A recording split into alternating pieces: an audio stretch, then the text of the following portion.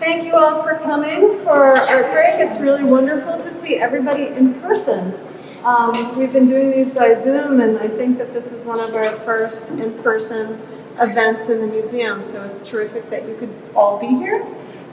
We are going to be presenting today 3 faculty members who are exhibiting in this exhibition. I'm going to give an introduction for each one of them, and then we'll move through the 3 speakers. We'll start with Julee Holcombe. Emily Wernig is next, and then Leah Woods. So Julee Holcombe, in 2015, Professor Holcomb was awarded an Excellence in Teaching Award. In the write-up for that award, it mentions her teaching strategy is to develop adaptability, critical thinking, and risk-taking. And these are learned traits that Professor Holcomb utilized in her most recent body of work when the loss of her camera and the COVID lockdown led to further explorations of collage, a method that she had long utilized in her digital work, but then she began assembling paper collages. So we'll get to learn about that body of work. Emily Wernig, Emily, you move. Oh, there you are. Emily is a UNH graduate who received her BFA in 2018. Her studio practice focuses on functional utilitarian ceramic objects. She writes that her functional objects force an interaction between people and her work. Her interests are in creating simple forms with an emphasis on strong lines and pattern to create texture. She finds comfort in the repetition of pattern, in addition to making the same form on the potter's wheel. The unpredictable nature of the process challenges her to make more work, and she strives to make pieces that someone connects with and finds comfort in using. And then our final speaker is Leah. Glad you could join us, Leah. Leah teaches woodworking, both non-functional and furniture-making techniques, with interests ranging from geography to the figure to outdoor sculpture. Her artwork varies in content, technique, and function.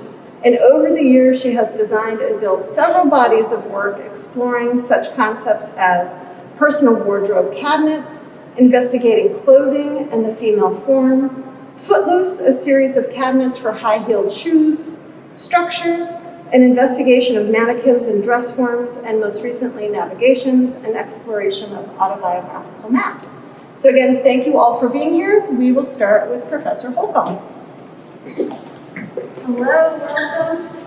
Thank you all for coming today. Thank you, Christina, for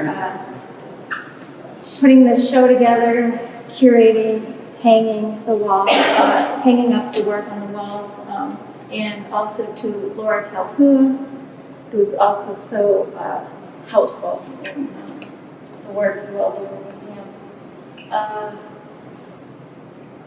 Where do you begin talking about work? I have 2 photographs that is longer-term projects. The one on the left is called Babylon Revisited, and the one that I did in 2004. And then the one on the right is reiteration of that from, I ended that piece in 2019. So that's a longer series of work that has been evolving over a long period of time.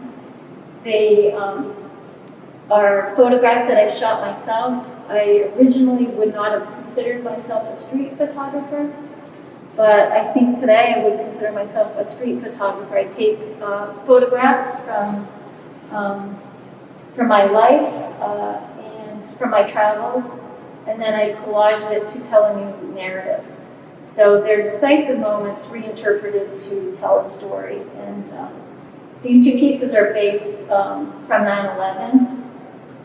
I was working in 2001, when 9/11 happened. I was working in the Visual Resource Center, and I was basically putting slides away for my job. And the day that 9/11 happened, one of the slides I was putting away was a Peter Bruegel, the Elder slide, and which is a 16th century painter. And it's a narrative based on, from the Bible, the story of our language. And how the people came together in Babylon, wanted to communicate, and wanted to get closer to God, so they built this structure to go to the heavens. And but God punished, and they spoke one language, and supposedly, as the story goes, and they could no longer, God wanted to punish them and made it so that they spoke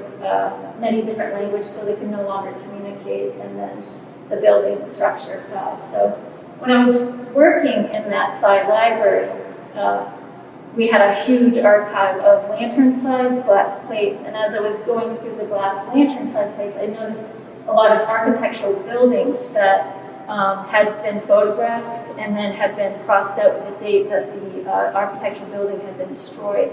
So in that experience of working in that slide library, and then when 9/11 happened, and that day I was putting that slide away, it just felt like an intuitive moment that I wanted to make this piece. And so I started working on it. It took 2 years to make that photograph. It has about 200 photographs collaged into it through using Photoshop. I did not know how to use Photoshop. I taught myself. The summer prior to the summer, a couple months before 9/11, I was working on an archaeological dig in Italy. And I was photographing these tiny little terracotta tiles. And through that job, all these little tiny parts that I was finding, I was able to collage them together to make what these broken tiles might eventually look like. It wasn't scholarly work, it was just something I wanted to do because I was photographing so many of the pieces, I started making matches, and just through my memory. So anyways, that, I think, narrative folded into that experience of 9/11 and just how history repeats itself. So in a way of using Peter Bruegel's painting as a reference point, and how history, as a metaphor for history repeating itself. So I did that piece in graduate school and continued working on it because my original idea was to include every single city across the globe. And so through my life, I just keep working on and building it. So it's gone through so many different iterations. I take screenshots of it. The original file was about 648 megabytes. The one on the right is now 8 gigabytes. And it was my computer that broke last year. And it used to take, my old computer, it would take 20 minutes just to open up the file. 30 minutes to save it. My new computer, I opened up that file today on my new computer, it took 2 minutes. So just to give you a little reference point of processing speed and power. And the first photograph I shot with a little point shoot. The second, the new iteration is shot with a high-end DSLR camera. So it has a lot more memory, a lot more data that you have to pack into it. So what else do I want to say? So it just keeps evolving. So eventually, one of my other ideas with this body of work is to do a video animation of all the different iterations of how it's evolved over the last 20 years that I've been working on this piece. And then, let's see, our time. So yeah, Christina touched upon that.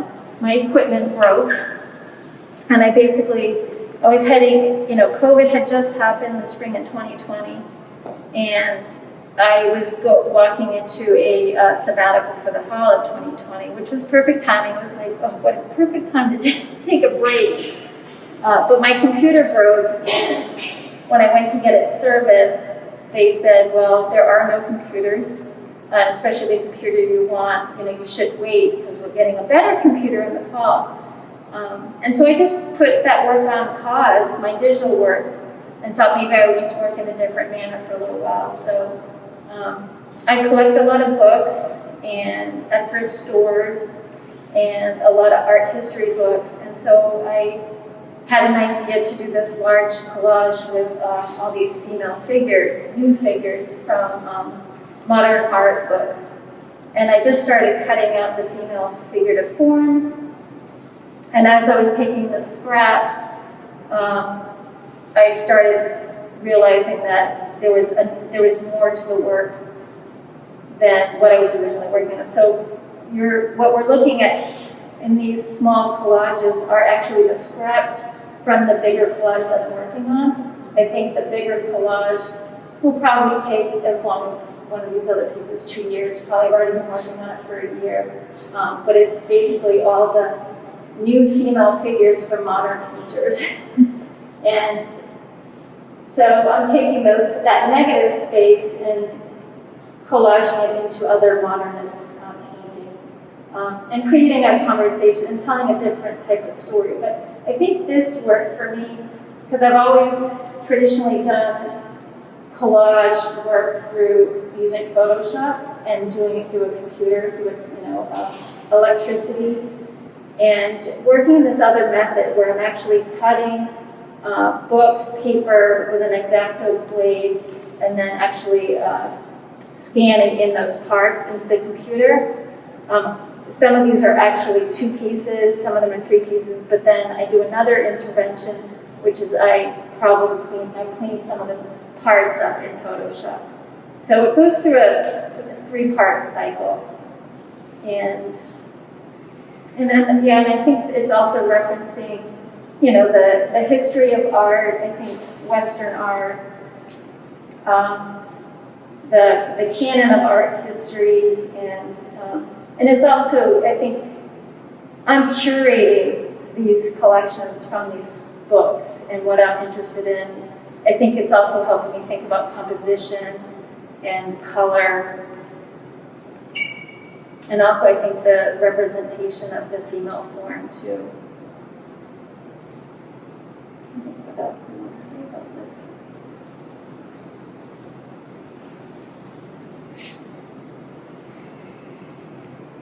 And I think I guess one thing I want to point out is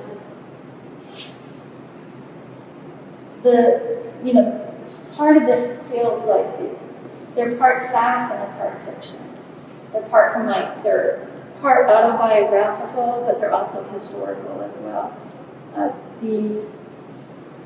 I feel in many ways we're somehow we're repeating our family story, we're repeating things that have happened in history, and those kind of patterns. So I think I'm really interested in that pattern of our environment, of society, and I think some of those cultural implications that happen in our own documentation and archive.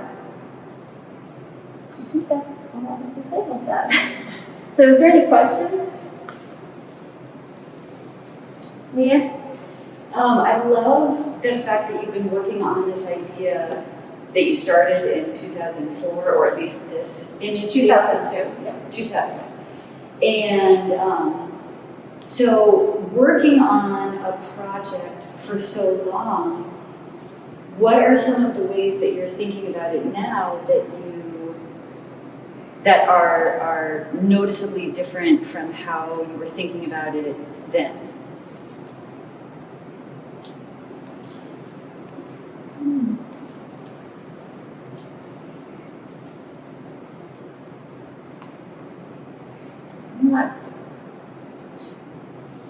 I'm not sure I understand your question. I guess I'm wondering, like we start out with an idea and we want to pursue it in the moment, but then sometimes if that idea has a long time to percolate, we begin to think about that idea from different perspectives or different materials, or I guess I'm thinking like that is it's such a long amount of time, and you have changed, just as a human over that time. Like, are there ways that you're thinking about constructing these cities, the images, putting different images together, that where you're thinking about things that are a little bit different than what you were originally thinking about, maybe in terms of what you want the city to convey or who you want it to connect to, or how you find your images or anything like that? I'll try to answer what I think you're saying. I think partly when I first started making it was really thinking about like the collective experience. Like even like the way books are put together, that's curated by, the author, the publisher. So in my own sense, like I'm photographing the landscape, I'm curating from my own collection to make this image, and I want, but I also find things out in our landscape ugly sometimes, brutal. Even like when I think about the transformation, I grew up in Portsmouth. The Portsmouth, New Hampshire was very different than it is now. The architecture looks very different, and it seems more brutal to me. That's my personal perspective. So, and that's a life experience. So I think as, even when I was going through that old, lantern slide collection, like a lot of those beautiful buildings were destroyed. And I think, why were they destroyed? Even thinking about Ian Hayes, the Twin Towers collapsing, like those were beautiful architectural, sort of, in my opinion, but other people said, well, they were, built poorly, they were constructed poorly, they weren't made to withstand, to airplanes and its fuel crashing into it. So, so I think those things come to mind as I keep continuing making something, is thinking about the beauty and the ugliness of that collective experience. I always enjoy your work. I find the bridging, or you're standing on different sources. One is a tradition, in a way you use architecture from the past and all the way to the present. And another way, I find you always looking for something fresh and new. I'm always impressed your ability to putting the two things together and similarly able to find a sense of hope. Even the history repeat itself is kind of heavy, but really watching such a heavy subject, I can feel there's a sense of beauty. To me, that's a sense of hope.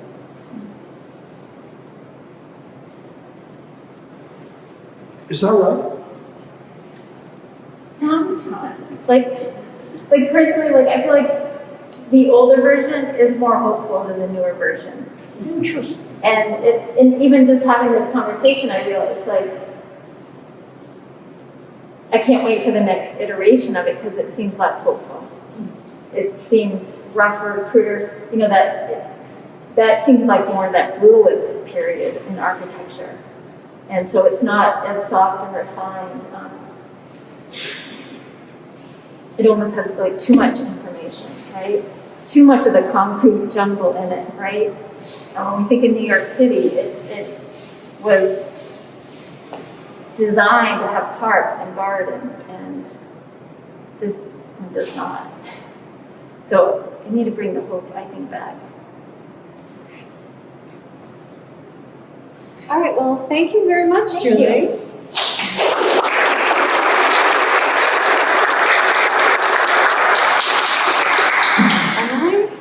So my work's over here, so I'm just going to shift over here a little bit. So I have these bubble vases and these, I call them ginger jars. I do have a little cheat sheet, but I graduated in 2018, like Christina mentioned. I got a double concentration in ceramics and drawing, and I've mostly just pursued the ceramics directly. I think there are hints of my love of drawing and surface kind of in my work, but it's not something that I directly do. I don't necessarily draw anymore.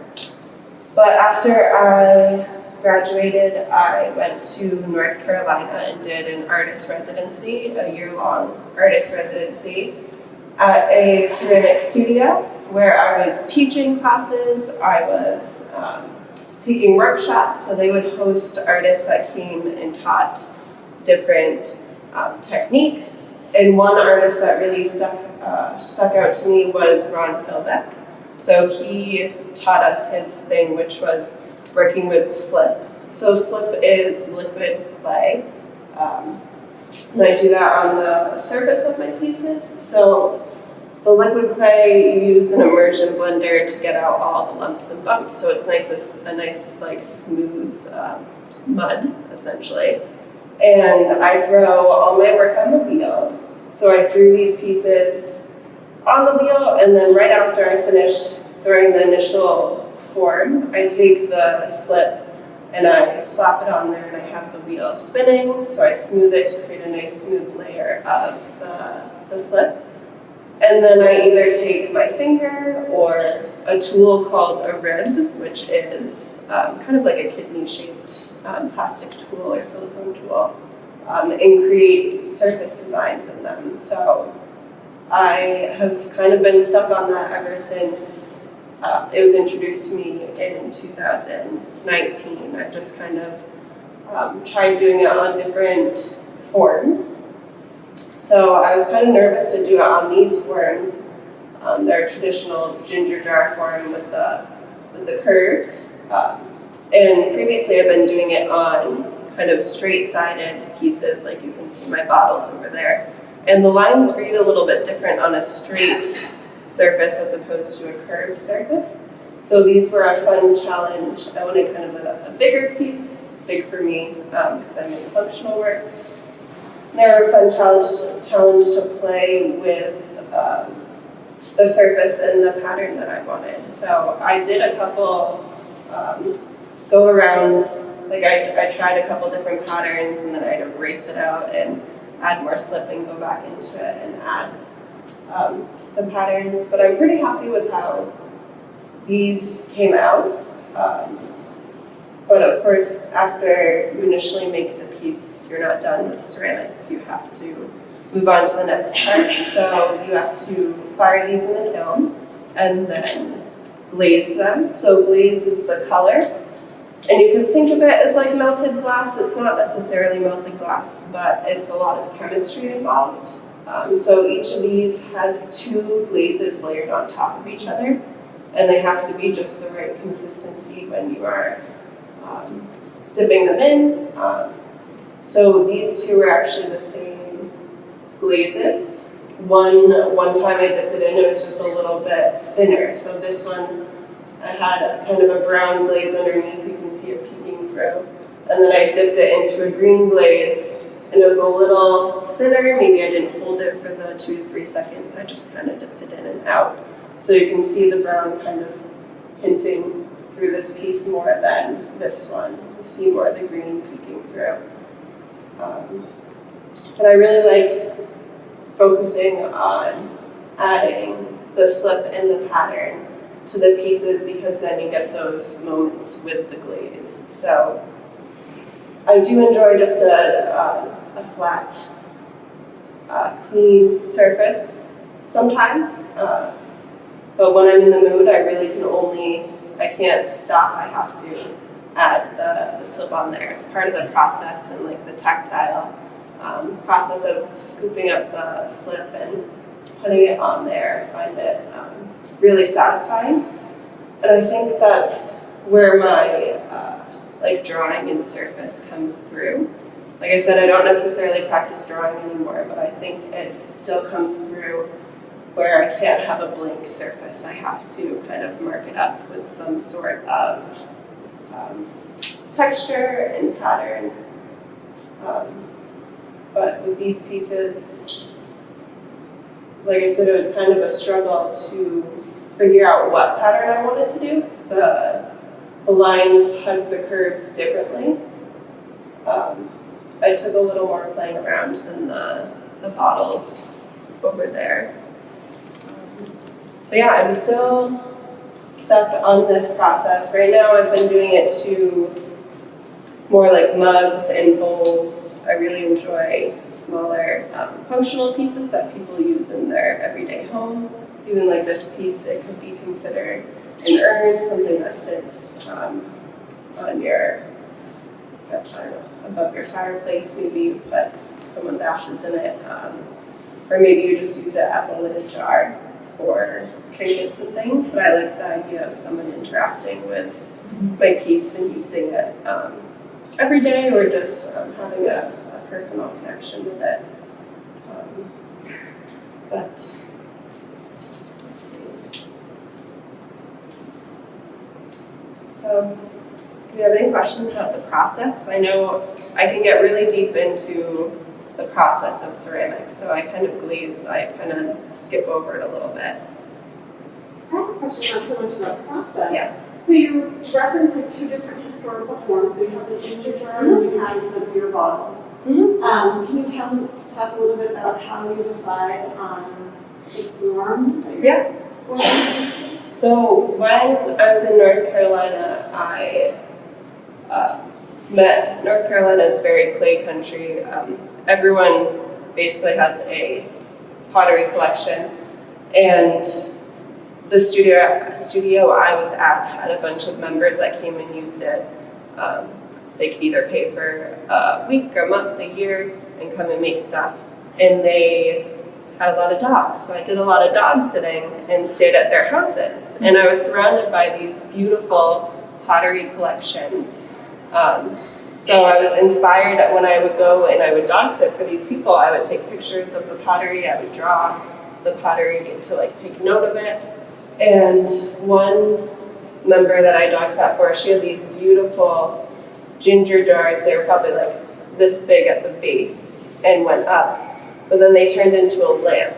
So I thought it was, I don't know, I was very inspired by the shape, not necessarily it being a lamp, but I was inspired by the shape of seeing those massive ginger jars. And then I think she also had some of those bottles. Those were kind of directly related to Ron Philbeck, the artist that taught the workshop with the slip.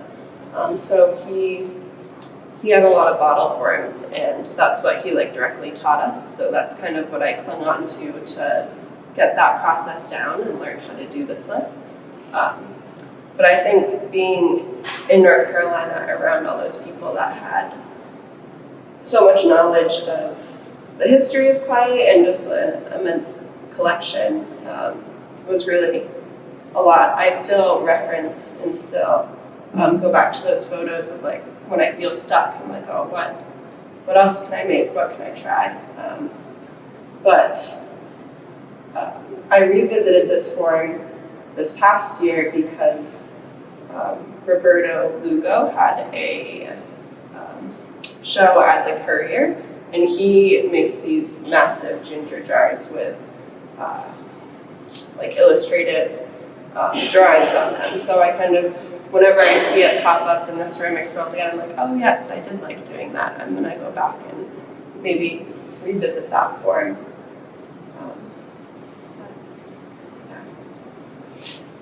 Any other questions?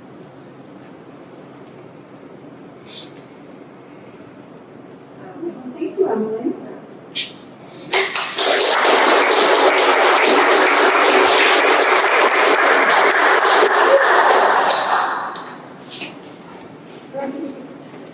Awesome. Okay, close the door. So this is a piece that I finished in 2014, 2019. In 2017, I was invited to participate in an exhibition called Domestic Matters, the Art of the Apron. And the curator is a woman who has organized many shows that some have been furniture-based, some have been wood-based. This one in particular, Domestic Matters, was a show where she brought together about 25 artists who work in different materials. So there were a couple woodworkers, ceramicists, painters, textile artists, a couple glass artists. And what she asked all of us to do was to think about the apron and give our interpretation of that. And she said the interpretation could be historical, it could be based on gender, shape, personal experience, material, form, anything, basically sort of wide open. And I loved the idea. I like having a somewhat directed way to think about how to generate forms. And so when I initially thought of the apron, I thought about all that stuff. I thought about what is my understanding, like when I think about an apron, what do I think of? And so I thought about frilly aprons. I thought about professors who wear aprons in classes when they're working. I thought about all of these different associations. And all of those associations were interesting, but none of them felt really connected to something that I might make. So the more I kept thinking about the apron, the more I came back to what my personal remembering is of what it means to me. And as a kid, my mom stayed at home with my sister and I until I was 5. And she was in some ways our primary caretaker. She didn't do all the cooking, and she never wore an apron when she was cooking. But the more I thought about the idea of I can't disassociate an apron from my mom. My mom makes me think of my grandmother makes me think of my great-grandmother. All of these women in my mom's family have been very strong, very competent and capable women. So the more I thought about this image of the apron, the more I felt like I was thinking about that lineage of women within their households and the things that they did for their families as caretakers.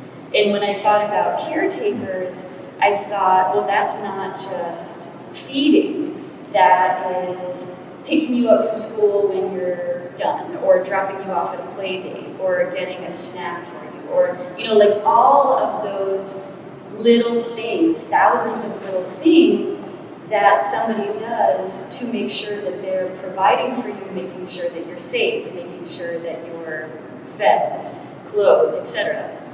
And so the more I started thinking about all of those activities, the more that image sort of just kind of loomed large in my mind. And I didn't know exactly what the form was as I was having these thoughts, but I was drawing, and I make a lot of models with cardboard and paper. And so the more I thought about this idea of this sort of all-encompassing idea of the caretaker, I felt like that was in some way volumetric. And so in order to create models, I take cardboard and I'll cut little strips of it and hot glue it to a backing. And so I was creating these forms that were coming out of the wall, and they were, maybe 12 inches tall. So I would create these forms, and slowly they started to take on the shape of a figure. And I got to the point that I'm sure that everyone can relate to, where you think about an idea and you work on an idea, and then you hit a wall and you think, I don't know where else I can take that idea. I don't know what else to continue. And so I hit that wall, and I was looking at these forms that I had hot glued to these sheets of cardboard.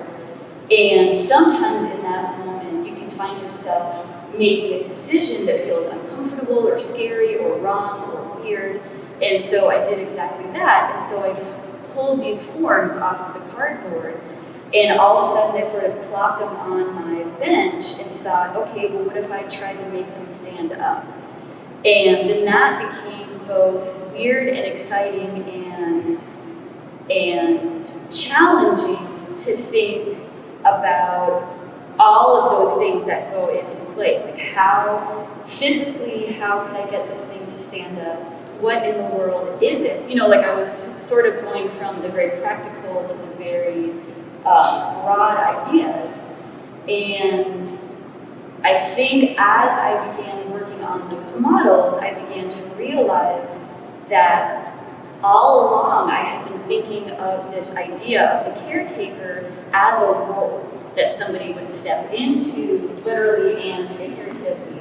And so without realizing it, once I began to create these cardboard models, I realized that I did like the idea that this was a mask or a costume or something, because it's of the caretakers that I know, that's not the only thing that they do. So I felt like I wanted to portray that this was something that someone could step into as one role that they have, but then step out of it to do maybe completely unrelated things. And so eventually, this took me about maybe a year and a half to make. I settled on the form, making it in paper and cardboard, and then thought, okay, I have to actually make it out of wood. I could have made it out of other materials, but I like working in wood. And so then I started trying to figure out how to build it. So the curves, each one of these faceted pieces is called a stave. A stave is just an individual piece of curved wood.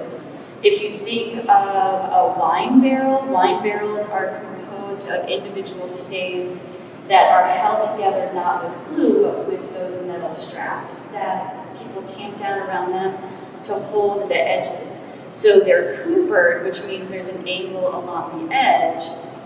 And so with these pieces, I started basically building molds so that I could both bend the individual stave and then cut angles along each one of the staves so that I could glue them together so they could retain that form. And in terms of the size, I wanted the height of it all along. I thought of this figure as being just a little bit bigger than me, like a little bit larger than life. And so I wanted this to be a figure that you could walk up to and you kind of felt like you had to raise your head just to look up to them, like kind of suggesting this all-encompassing view. 2 years later, and a ton of work, ta-da! So that is it. Thank you. Leah? Yes. It looks like that's oak that you used. How did you make the curves? So it's red oak, and it's stained on the outside and it's bleached on the inside, so it's the same material. Whereas the frame, this is maple. In order to make each one of the bent laminated curves, you can see that the bottom has one shape, this section has one shape, and this section has one shape. So for the 3 different shapes, I made a mold out of MDF, which is similar to plywood. And the mold was maybe 6-7 inches wide, and it had that whole curve. So for each one of those 3 sections, it had that whole curve along the length of it. And I took, I believe, 5 layers of 1/16 inch red oak veneer that I purchased. I glue between each layer and then put it into a vacuum bag, which is like a gigantic plastic bag where you pull all the air out, and the bag conforms along the mold, and then you let that sit for 8 to 10 hours and it will dry over the mold. So you take that piece out, and then all of a sudden you have a piece of wood that has that curve on it. So I did that for every single piece, so 3 different molds. What kind of finish did you put on it on top of the stain? Lacquer.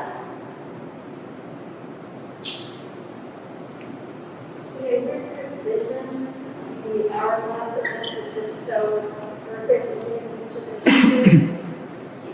I don't see any mistakes. Are there mistakes in there? Or is your mathematical equation pretty dead on to be able to make it so symmetrical? Well, like any proper artist, when I look at it, all I see are mistakes. And there are many mistakes. In 2005, so I finished grad school in 2000. In 2005, I took a workshop at Anderson Ranch, which is an art school in Colorado that has, during the summer, they have 1 and 2 week workshops in woodworking, photography, sculpture, ceramics, etc. And I took a workshop for 2 weeks called All Wood, Not Square. And I took it because I, at that point, was about 5 years post grad school, and I felt like everything that I was making was starting to kind of look similar, and I wanted to get out of that way of thinking. And so in this workshop, we learned coopering and bent lamination. And the teacher, he showed this mathematical way of basically trying to figure out, I'm blanking on the term, but when you have curves in multiple directions, and at first, this was 2005, I remember watching him, like he had all these handouts, as teachers are wont to do, and he talked about all the math, and I thought, there is not a chance I'm gonna do that. That sounds horrible and boring, and I kept the paperwork, I still have it, and I came back to where I was living at the time, I forget where that was. And I was really inspired by the bent lamination, so I kept working on that, but the whole time I had that memory in the back of my head that I could be hyper-precise if I wanted. And so once I started to think about this form, it all kind of came together where I thought, I know how to make this really precise. I couldn't remember, so it took a while of practicing to figure that out. And I think I have like 12 big pieces of paper where I have different views and just created grids.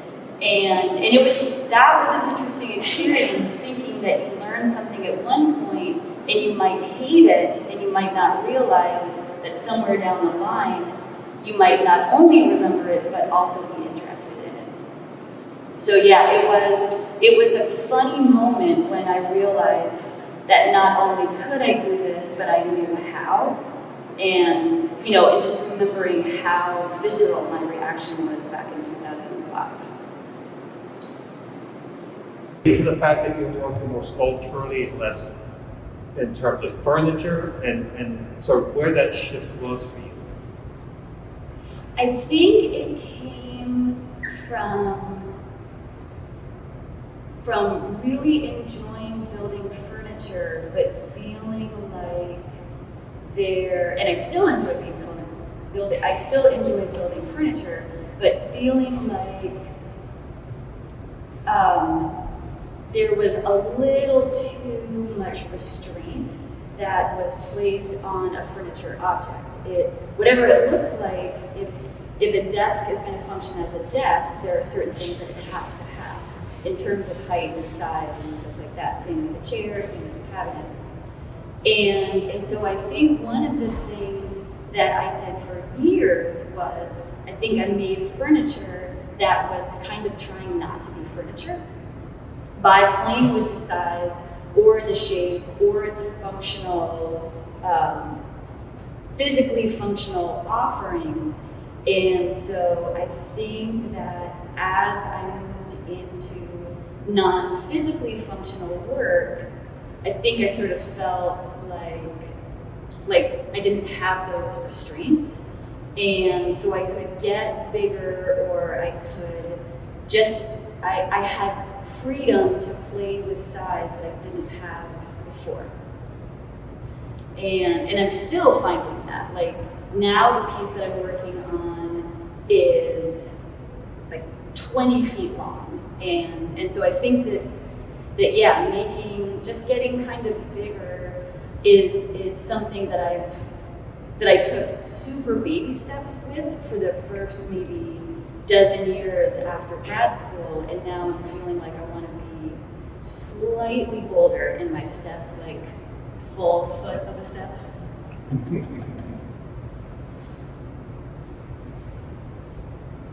my question for you is, when you were approached to make a piece for this exhibition, complicated nature of it, and things that we have to figure out to do, actually finish in time to make the show. It sounded like it was 18 months or almost 2 years.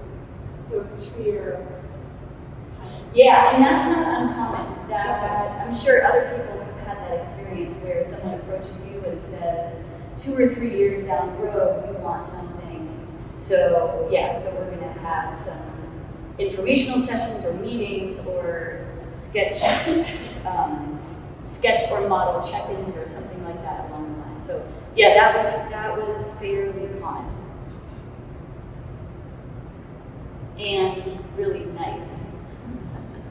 Do you find, and this would be for you or for Julie, or do you find it helpful to have some external theme or prompt or a request for a direction that already kind of narrows your own ideas, or do you avoid, I mean, you obviously took the challenge, but I don't think you want to avoid those kinds of requests?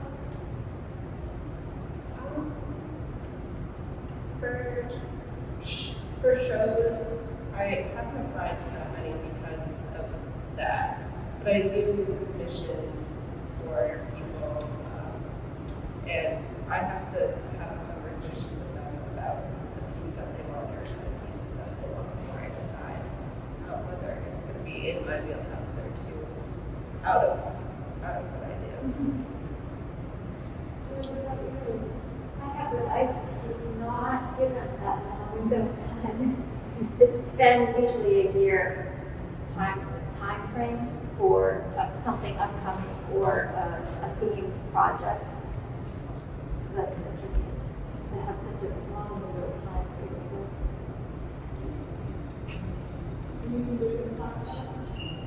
Yeah, well, it's interesting. I don't do commissions because there's something about a commission that I feel is way too narrow in my thinking, except there's one commission going on. But there's something about, I've participated in several exhibitions with this particular curator, and there's a way that she presents the subject that feels simultaneously narrow and open, and so it's like she's kind of got like a good project in a class. Like she has this ability to guide artists, but give them a ton of flexibility in terms of all the decision making. So I do find that to be pretty helpful and exciting.